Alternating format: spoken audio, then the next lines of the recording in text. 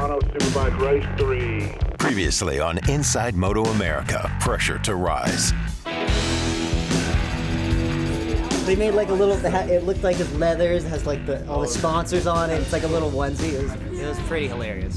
Yeah, we said our vows, said I do, and then that was pretty much it. What's up? Jake Gagne, we're here at home with Odin. Checkered flag, Jake Gagne. Build it back up from scratch again. That's Baz. Yep. Uh-oh. Whenever you do that, it means you feel a little something in the shoulder.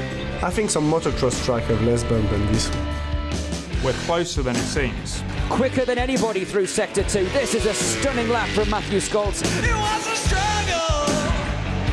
Reverse entropy had begun. So it looks like that's going to be fogged down. A new race lap record for Jake Gagne. Look at Tony Elias. No! Tony's down! Tony ends up crashing.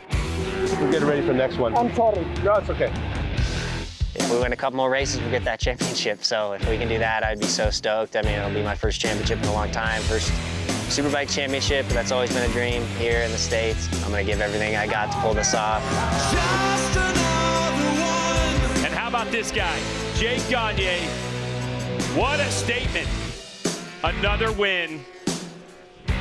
And his first HONOS Superbike championship. Just an incredible year for Jake Gagne. It's still pretty surreal, I think, you know. Gagne already with the race lap record. See what he can do on this one.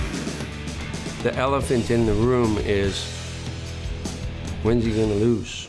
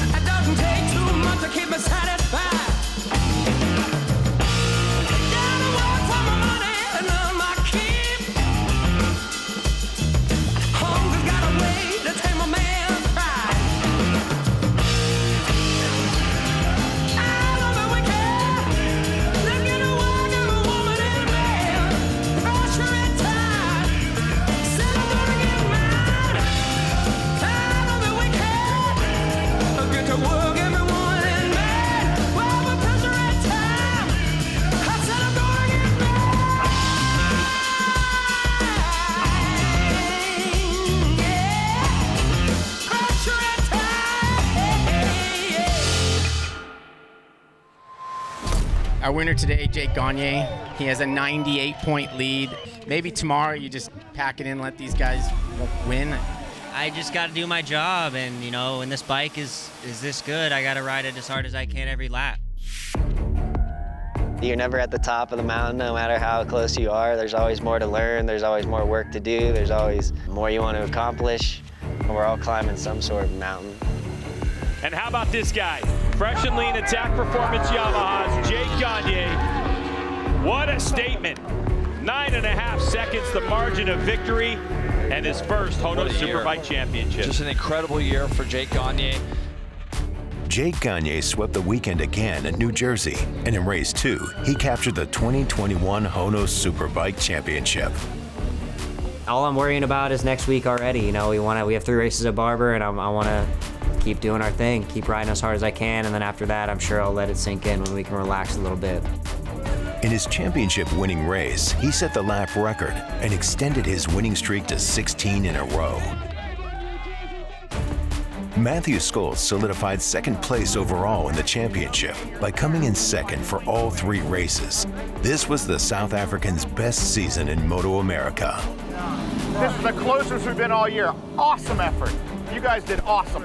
To come out the best of the rest was pretty good for us, and I think that gives us confidence heading into 2022. Tony Elias got back on the podium in race 1 as Richard Stamboli's Yamaha team managed 3 riders, with Josh Herron coming back just days after his first child was born. I miscommunicated, you misheard. I'm pumped to be at the racetrack, but I miss him already like crazy. Josh made it to the podium in third in both race 2 and race 3. Like, I did my quick lap with it like that, but I just wanted to try to do one more lap. Despite Cameron Peterson not finishing on the podium for the 4th round in a row, he can still lock up third in the championship with a strong performance in Alabama. There's something about Alabama that's just so special to me. I absolutely love this track. Bobby Fong continues his roller coaster season, missing out on the podium all weekend. I'm trying, and that's all I can do. Loris Baz was right there fighting for a podium in all 3 races. No, I'm just trying to stay on the bike. Come on, come on, come on. Coming up, Go. You learn the most from the tough times than you do the easy flow times, you know? Jake Gagne's championship gives him pause to reflect on his career. Jake Gagne's championship was built like most riders. At an early age, hanging out with his parents at the track and falling in love with the thrill of going fast. I just remember going to the track when I was little, like 4 or 5, and going to the motocross track with my dad, and right before he got me a bike, and then eventually I obviously convinced him to get me a little dirt bike and started on a little 50, and just kind of started racing motocross from there. He was one of those kids that came out and won his first race, and little 50s, you know, and he was good in the dirt. Broke my leg really bad on my motocross bike and had to get some nice surgery and put a bunch of screws on each side and plates, and that one was tough. That one sat me on the couch for longer than I think I'd ever been in my life, and after that year, you know, that whole year I was pretty hurt and even was struggling just to get around and walk. But, you know, like we say, that's what makes you strong. That's when you learn the most from the tough times than you do the easy flow times, you know? We progressed up to 65s and then 85s, and I was in a buddy of mine's shop, owned a KTM shop, and they had a sign-up sheet for Red Bull Rookies Cup. And he just signed me up for it, didn't even think anything of it, didn't even really tell me. And then, yeah, a couple months later, we get a call from the Rookies Cup guys, say, hey, you got picked for the tryouts, so they're gonna have a tryout in Barber, Alabama. So then we're scrambling. We had no helmet, no boots, no leathers, you know, and I was talking to a few different guys that I knew, and all the suits were too big because Jake was small. So we ended up going to Alabama, and that was the first time Jake had ever even sat on a road race bike, let alone ride one. Yeah, I went there as the first time on asphalt, and somehow they decided they picked me. I was definitely probably the slowest kid they picked out of everyone. He did well enough to where he progressed every day better and better and ended up being selected. So that's where the journey started. Come on, come on, come on, come on, come on, come on. Go. Oh, you gotta give us more than that, man. Go, come on.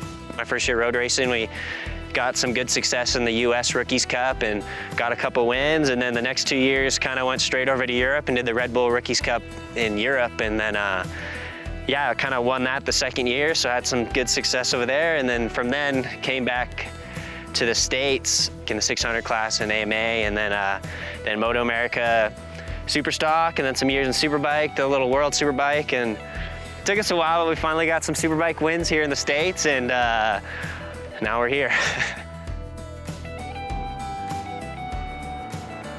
To get to the top, you know, you got to start young, and it's expensive stuff, you know. It's not cheap to go racing motorcycles, and I've been doing it my whole life, and, you know, my parents supported me every step of the way, and since I was 5 years old, or even before that, you know, and they sacrificed a lot over all those years, a lot of their time, a lot of their money, a lot of everything you can imagine, you know, just because this was their son's dream. This is what he wanted to do. I wanted to chase that dream, and I'm sure they're proud of me, and at the same time, I'm proud of them that they are able to support me for so long and allow me to race motorcycles, allow me to do something that's a little dangerous, a little crazy to some people, but they had my back the whole time. They believed in me more than anybody ever could have, even myself at times, and that's what makes it work.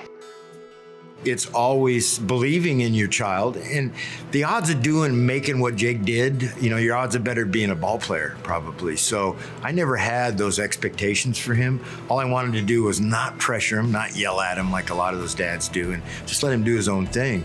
And it worked out for us that way. I want to keep winning races, so I'm going to keep doing the same thing I've been doing, and I feel like I'm on the best bike out there, and so it's up to me to get the job done. I know that the crew's always doing their work.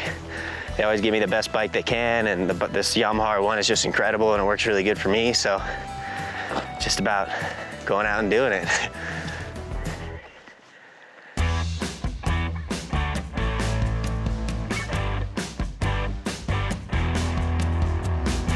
Matthew Skoltz and Westby Racing have been on the heels of Jake Gagne since winning race 1 in Atlanta. They have one last weekend to try for another win.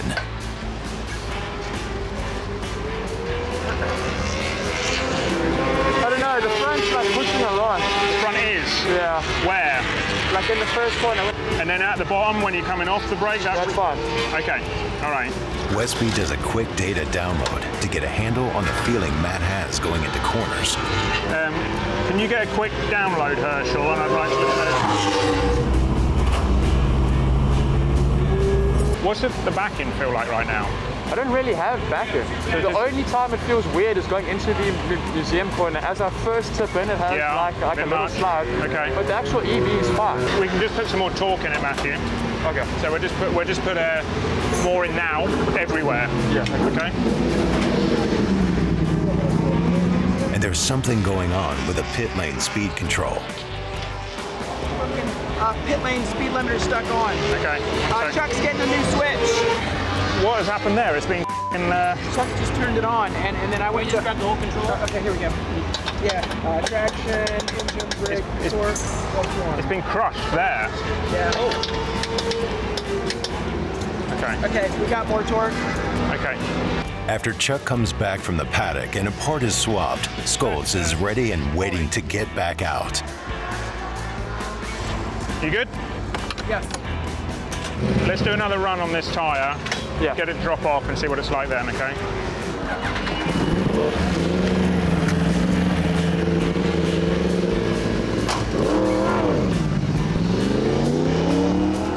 It's going to be wet Saturday, Sunday.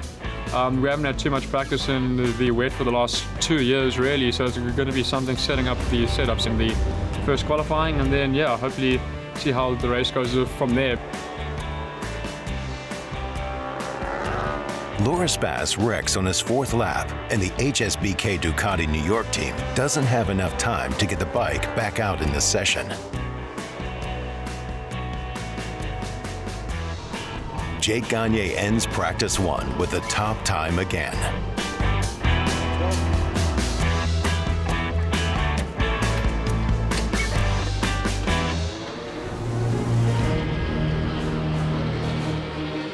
At the start of qualifying 1, M4 is not sure what to do with the threat of rain, a constant.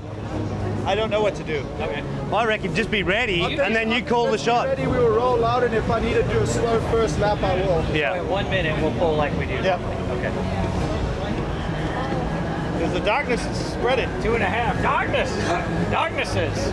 Darkness! Boom. Cameron Peterson puts in the fastest time early in the session. Gagne is 2nd and Skoltz 3rd. I really, really think we could see a Cam Peterson battling for a win this week. Yeah, he was super impressive here last year on his stock 1000 bike, running with all the factory guys and really close to podium. Looks like he made a little mistake going into 2 there, but this is a track. I was thinking about that when I was coming here, how fast he was here last year, that he could really be a player this weekend. Josh Herron is feeling something is off and comes in. That rear rotor is really me up. It's the one that's bouncing and it's really... I told you we had it and you said it'd be fine. That thing's bad. I know. It's literally like bouncing the pedal. Hey Lee, you need to change that rear rotor out. It's the one that's got the wobble in it. Okay. Change it out, put the rear tire in. Stand up. With 27 minutes left, Jake Gagne crashes and is done for the day. leaving Peterson with the fastest time. Mike, it looked like it just pirouetted around. You see the bar guards. And that's pit in right behind him, so he should be able to maybe get the bike back to the pits. It was in turn 16, the last right-hander before the left onto the front. The bike looks like it's okay. He's a little upset there. He's flipping up the visor. I think the way he's looking is like, okay. This is going to be the longest 27 minutes ever. Man, we really needed to rain. With under 2 minutes left, Scholz beats Gagne's time as well. Yeah, there you go. Good. But he's still behind Peterson. I did a couple of low 24s, which is quicker than we went last year here. So we're always moving forward, which is positive. But now we're going to have to look at a wet setup for the first, second, and third race by the looks of things. Herron gets more comfortable towards the end of the session. It felt a little less squirrely. Yeah, okay. Maybe a little bit more if we can. Yeah, we're almost out of range, but I'll try.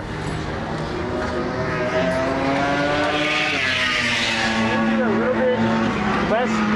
I turned the comp in, opened the rebound, so it felt a little less squirrely, maybe a little more. I don't know if I should put a half mil of preloader or something. I think so. Yeah, so we're 13.5 right now. I know, but last time we added a bunch, it lost grip. Right, but like you said, add another half mil. Half mil. Yeah. Close it another couple clicks on the comp. Yeah. New tire. Cameron Peterson ends up with provisional pole, and with rain in the forecast for tomorrow, there's a good chance he'll keep it. 23.6, you dog, hey? Well done, man, well done. Thank you. Get off that. Yeah, driving in yesterday, I knew it was going to be a good weekend, and I just wish we would have all 10 races here at Alabama. I'd be pretty stoked with that. All good, huh? Yeah, it's fine. 23.6. Yeah, felt good. Felt good. That's awesome, man. Definitely freeing it up, going in there was better. Not bad. Nice laps out there, boys. Thanks, Marshall. Yeah, man. Thank you. Bad luck. You guys? Were they cheering because you're on pole or because you were stripping down? Oh, both. I was cheering because we were stripping down.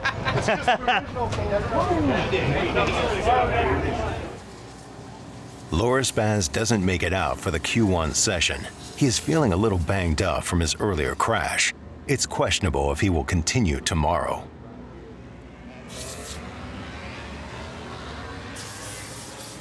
Coming up next, an instant classic race in the rain.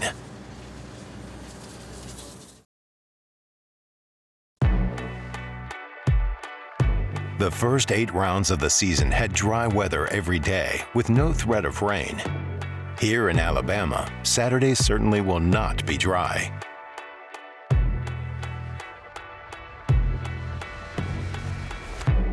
The morning qualifying session has been delayed, and for the teams in the paddock, boredom sets in.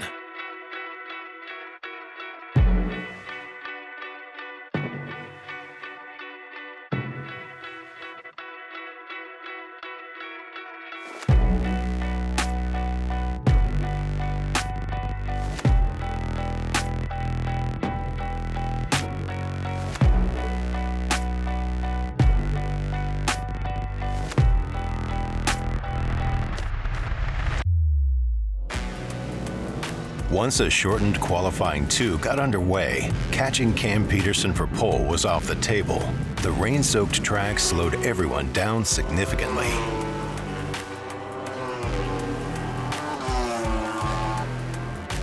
Jake Gagne looked great in Q2, but a wet track put him 16 seconds back of Cam Peterson's best time from Friday.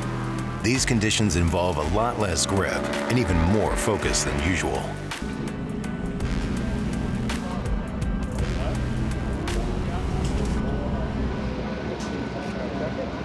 That was a nice last lap.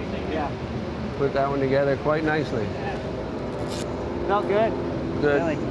Yeah. How about the feeling from the tires as the run went on? Felt fine. Did it change at all?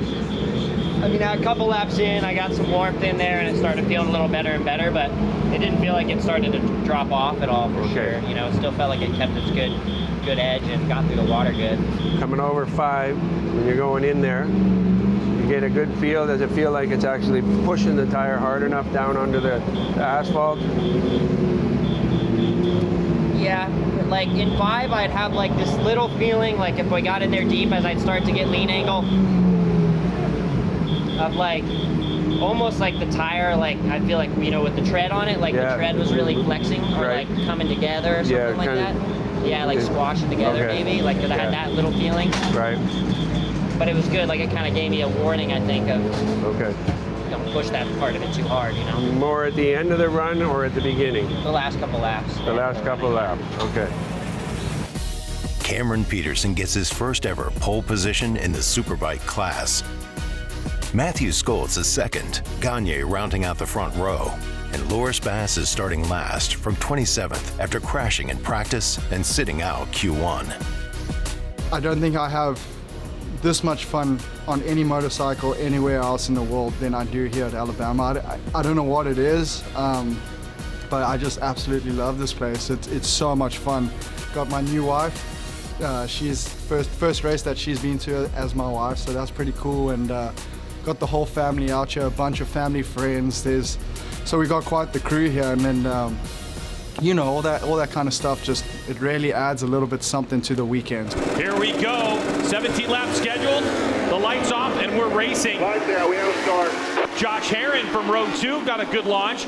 It's going to be the 32 of Gagne who leads the way. Herron trying to make some aggressive moves early. So all of a sudden, it's side by side between side by side there with Skoltz, isn't he? You can see all these guys now. You see Cam Peterson. Oh, is this a bid for the lead? It looks like Josh Herron going up the inside of his teammate.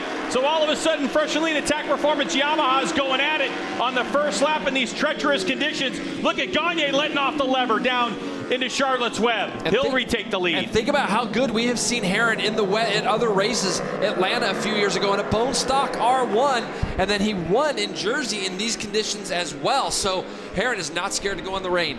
After lap 1, Gagne already has a 3-second lead, and Loris Bass charges 19 positions through the field to 8th.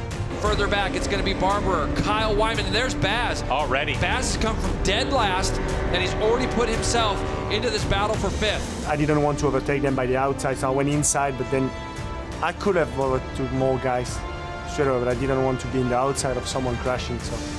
But I was surprised to be back in P4, P5 so quick, you know. Look at Cameron Peterson, M4 X-Star Suzuki, the South African. These two are really good friends, and a little bit of contact. Yeah, that was Cam and got a really good run, and you can see both riders go sideways simultaneously as they exit Charlotte's Web. Now Cam Peterson, our fastest rider this morning in the wet, has clear track, and Gagne is down. So Jake Gagne pushing too hard in this one. And got a bike down turn 9, rider is up. And it was that much of a lead already. Bike 3-2, bike 3-2. Got to be careful in that wet grass. So he remounts. Gagne goes back to pit lane to get something fixed on the bike to see if he is able to rejoin. His win streak is in serious jeopardy. Loris Baz has put himself into 4th place, so we're going to watch his lap times, Greg. That last lap by, that Ducati, you see the red one coming. Unbelievable. Minute 44.6 to the leader's 46.4. Baz is on the move. Could this be the first time in MotoAmerica in 2021 that we see something other than a Yamaha win a race in HONOS Superbike? Here comes the Ducati of Loris Baz. He is on a charge on the Warhorse HSBK Racing Ducati New York entry machine. A few laps into the race, the rain picks up and the conditions slowly get worse. But with Gagne out of this one, everyone pushes harder, knowing the victory is there for the taking. There's going to be a lot more standing water. Every lap these guys do is going to be different than the lap before. They've got to keep a keen eye on where this track's starting to puddle up, where it's starting to possibly get some hydroplaning as well. Gagne and his team don't give up as he gets back into the race. Jake Gagne is coming back. Right now he's in 7th place, and he was the quickest rider other than Loris Baz, just a tick off. And you can see Baz now going around the outside of Herron, and he's moved himself up into 3rd. So here comes the Frenchman. He is on a charge, and now he's going to get into 2 riders of which he has had battles with on the racetrack during the course of the season. And these 2 riders ahead of him, they have had definitely some, not a lot of love lost on the racetrack. Let's just say that over time. So Loris Baz sees Cameron Peterson, M4X Star Suzuki, Westby Racing, Yamaha's Matthew Skultz, and here comes the Warhorse HSBK Racing, Ducati New York, Panigale of Loris Baz. A short time later, Josh Herrin crashes, but gets back in the race. We have bike 2, and rider is up. These guys now are into the 43s. 143 for the first 3 guys. And then the next guy back, how about Travis Wyman, Superbike Cup, running 4th place right now. He did a 47. Baz is down. Loris Baz crashes in this race after such a hard charge from last on the grid. He was making good inroads. It kind of looked like his progress had stalled. He was settling into a pace, but then just like that, the Ducati rider throws it down the road. He rejoins with mud all over the bike. We are up and rolling. I expect him to be continuing. 7-6 has continued. Copy that. They showed him on TV and he looked like he was trying to be at speed, so I expect him to stay on track. Where are we at? I don't know. They don't have the order won't change till we come back around. And a pass for the lead. Again, as Cameron Peterson has a long look over at his countryman and says, hey, that was kind of an interesting pass. Let me just go right by you again. Yeah, well, the thing is that for Matthew, and Cam Peterson goes down to turn number 1. Oh, no! So Cameron Peterson, M4X Star Suzuki. Bike down, turn 1, rider is up. And that's why my heart rate's so high. He's trying to get it going again, and just like that, in these conditions, Matthew Skultz is all by himself in the lead. Getting to race around and battle with one of my best friends, was super, super fun. And then I just went into turn 1 and actually ended up touching the paint on the inside, and I thought my race was done, but I did everything I possibly could to hold on to the bike and keep it running. When I crashed, I wasn't sure how many people actually had passed me, so I wasn't really too sure, so I just picked the bike up, got back out there and came by and I saw P2. I just wasn't going to give up. It's one thing if you can see everything that's happening in front of you, but it's a lot harder, Greg, when it starts to puddle and you can't tell. Yeah, and you can see some of the spray coming off the front and rear tire that it's just deeper in some areas than Yeah, other. right there. You see that? You can see that right there, Greg. That's what he's talking about. You can't actually see it as a rider. That means stop the race. And all of a sudden, you go through what is actually some standing water, and it's a little bit thicker or a little bit deeper than other places on the racetrack, and the bike hydroplanes across it. It kind of got to the point where you couldn't hold the bike flat out down any of the straights. So I was just like, you know what, guys, the front couple of guys have all crashed out. I was just kind of like, hey guys, maybe let's call this race now. Then I realized after 3 or 4 laps that they weren't going to. 2 laps to go. He's got to just continue to do what he's doing. They kind of say it's the same for everybody, but he's doing such a good job. And the thing that he's been... and down he goes. Oh, unfortunately, it was just too much. It looked like he kind of rolled off the racetrack. Holding onto this motorcycle. He is surfing right now, trying to get that R1. I thought he was going to land back on the bike. Still with the lead. He had 10.9 seconds over Cameron Peterson. Here comes Cam Peterson. And there he goes, the M4X Star Suzuki rider. Cool. The possibility that Cameron Peterson, after crashing, could pick this thing up and win it. I came over turn 4 and I saw yellow flags and I was like, there's no way this is happening. And came around and I saw him picking his bike up, and I knew at that point I had 3 laps. All I had to do was just bring it home, hit my mark, stay off the paint, and don't do anything crazy. You need to make sure that you tell him to be cool somehow. A couple more corners to go and a 21-second lead. Cameron Peterson has a look around. He's shaking his head. He can't believe it. Can he get onto the front straightaway? I wouldn't even get on the gas. Here he comes, Cameron Peterson, M4X Star Suzuki. He will take the checkered flag and the race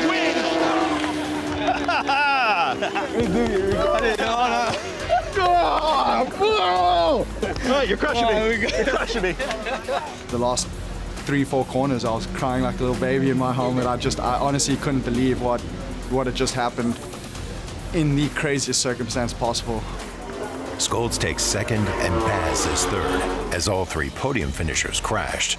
While I was crashing, I was just thinking I need to keep this bike going so I can pick it up and get going as quick as I can, and then kind of hold the clutch and revved it while I was sliding to kind of keep the RPM up. And yeah, it was a longer ass ride down there. Could be the world's longest slide, really. I'm honestly still a little bit lost for words. You know, I don't think it's really hit me yet, but I've had this track circled off literally from January. You know, I know the Suzuki's good, Jay. Coming in here, I had an extra sense of confidence, which definitely helped out. But yeah, man, what a crazy race. I think I still haven't taken a breath yet, to be honest. I couldn't even barely watch it, but then again, I was peeping through my hands trying to like look at the screen. It was the most emotional moment of my life, for sure. Next to marrying him and looking at his eyes and saying those vows. But him getting that first was just everything that we could ever have dreamed of, to be honest. Even just thinking of it now makes me tear up. He's worked so hard for this.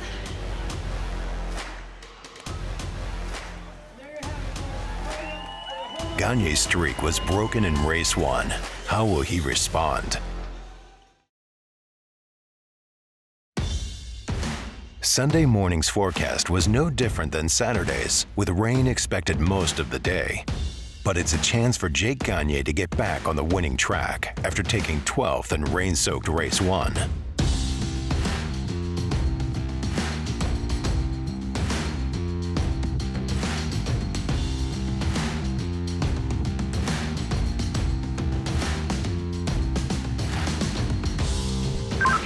Two minutes pit lane opening, 2 minutes. 30 seconds. Clear the grid, clear the grid, clear the grid.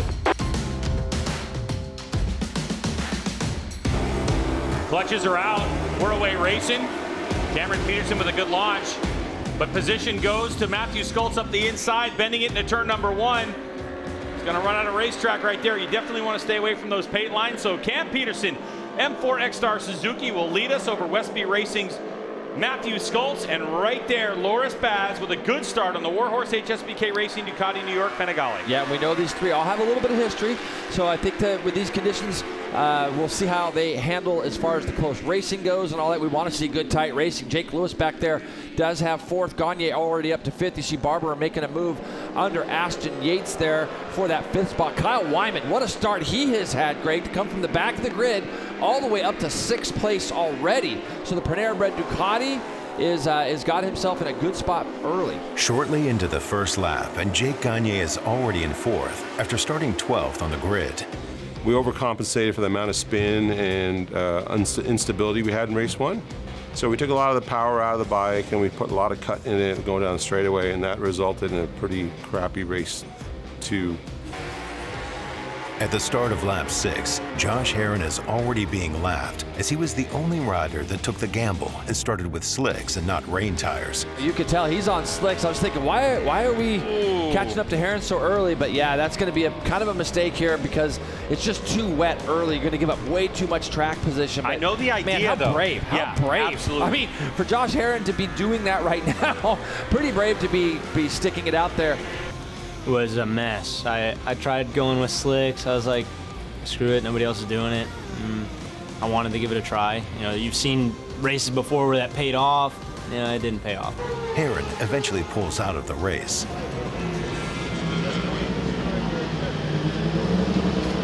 Man, this bike looks so good right now. Just watching him ride around here looks very simple for him. And he has opened up 6.2 seconds, Greg. Still the fastest rider on the track, 38.2 that last time by. The other guys are all in the 38s as well. But with a gap of almost 7 seconds, Matthew will be able to manage that. And he's getting a really good look today. There's not as many puddles. He's going to be able to visualize a lot more of where he wants his motorcycle to go. Like you say, in the dry, we can do that. And he's starting to see that now.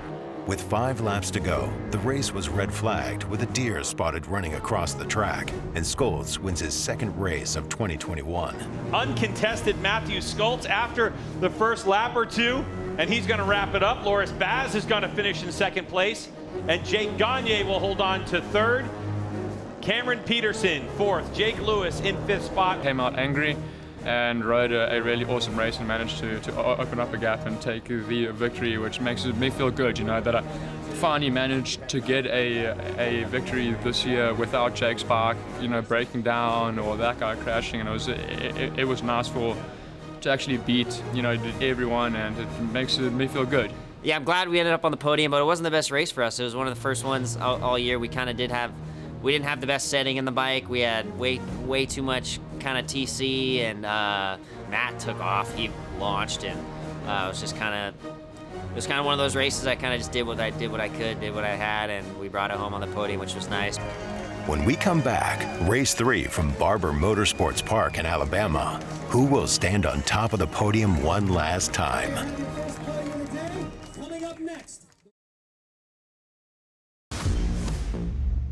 It's the 3rd race of the weekend, the 20th race of the year, and the final race of the season for our HONOS Superbike riders. I wanted to finish off strong. It was last race of the year, and there's no better way to go out than with another win. Look at the start from the Westby rider, Matthew Skoltz. Off to the lead he goes. Jake Gagne got a good one, and so did Cam Peterson. Oh, and Skoltz goes a little wide. He was running on a racetrack and had to give up a little bit of track position. Oh, I had no grip turning into corners. Jay kind of, did his usual and just, sped off. Early on in race 3, it feels like most of the races this season. Obviously clinched 3rd in the championship, so there was nothing to lose.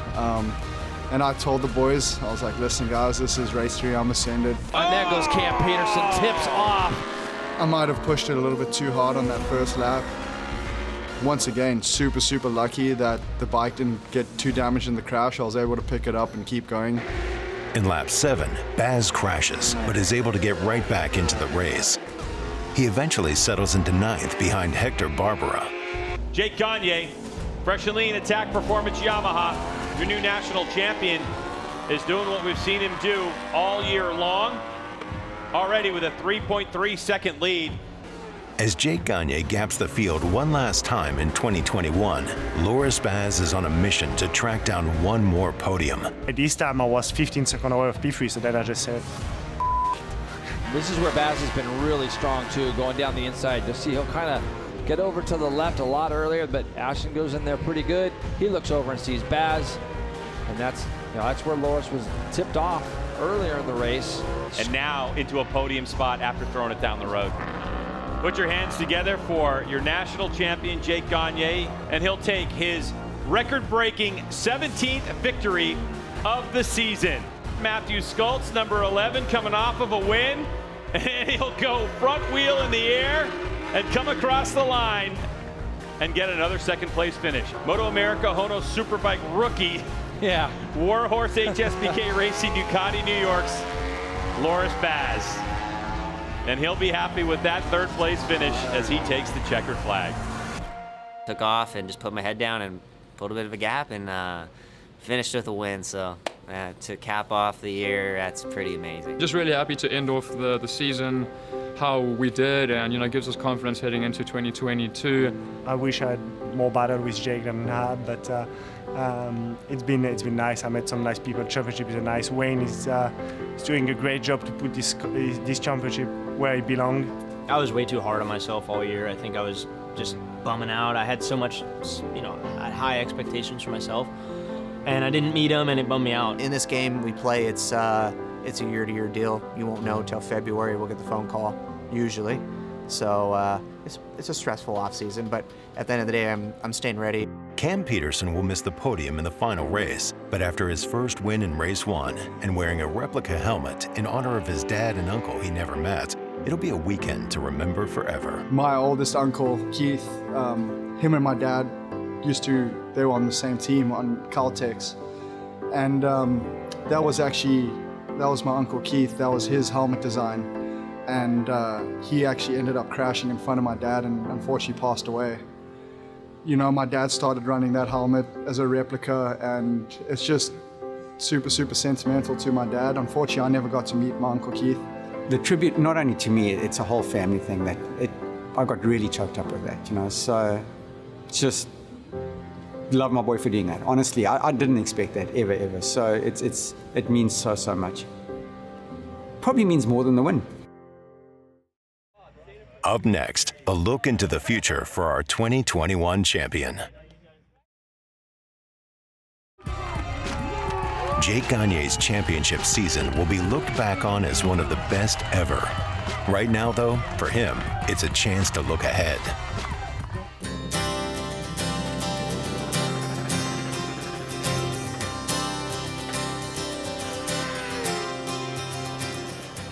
If you didn't know him and you talked to him for an hour, he'd never tell you what he does.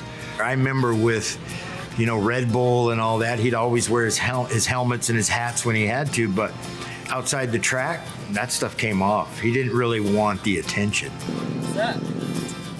I'm not thinking about next year or the year after, or I'm just focused on what I can do right now to finish off this year strong, do good for our team and our bike and this Yamaha, and so that's all I'm focused on right now. I'm not too deep into the future yet. We'll get through this year and see what happens after that. There's an unbelievable amount of work for the team to get these bikes ready to go, for me to be ready to go. And that's just getting there, and then when we get there, there's still tons of work to do. There's adversity, there's crashes, there's good results, there's bad results, but no matter what, I got a team that's always fighting, always pushing, always giving me the best possible machine that they can, and that work goes home for them, it goes home for me. I come home and I do my work here at home, and I make sure I'm in a good space, well recovered, fired up, ready to race the next weekend, and those guys do the same thing. They bring the equipment back, they work their butts off night and day. I mean, we have such a great group of people, and everybody really wants to win so bad. Come on, man! It's worked out all right so far, so I'm happy. First Superbike Crew Chief Championship, first Crew Chief job, first championship. I know the team that's around him, he doesn't need me there. I mean, he might, and I talked to him 4 or 5 times over the weekend during the races and stuff, so I'm always with him. No matter what he's doing, I'm always there for him, and he's always with me, so it's been a heck of a ride, man, that's for sure. Yes, baby!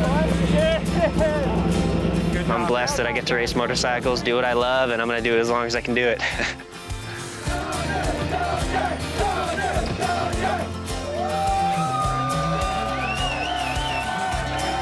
I'm still here, I'm still learning, every step of the way. Even this year, I'm learning every weekend on how to be better and how to work this whole program out better. And you made it look easy. Because I got great people around me, so let's keep it rolling.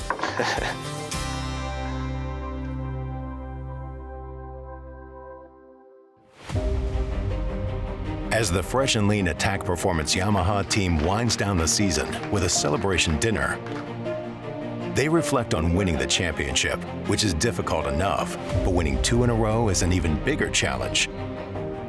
Is Jake Gagne up to the task for 2022? Will Matthew Scholes prove he can be the top Yamaha rider? Is Frenchman Loris Bass hungry enough for a win to return to the American Championship to fight for his first? Will Cameron Peterson carry the momentum of his first victory into next season? Or will a new champion emerge from the pressure to rise? And Jake Gagne's got a problem. As they go through the last corner, Gagne's bike looks like it's expired on the front straightaway, Greg. Get on your feet and cheer for Jake Gagne as he grabs his first HONOS Superbike win of his career. Jake Gagne on his way to the checkered flag for the second time, and he will take another victory. We came into the season thinking there's probably going to be 3, 4, 5, 6 different winners. This guy's got a whole nother idea about that. Coming up over the hill for the 5th win in a row, Jake Gagne takes the checkered flag. If you've ever wondered what 7 race wins look like in a row, Jake Gagne has just done it. Jake Gagne, and he will take 9 race wins in a row. Gagne with another victory does the double here at Brainerd International Raceway. How do you like lucky number 13 for Jake Gagne as Jake Gagne comes to the stripe, takes the checkered flag, and another win.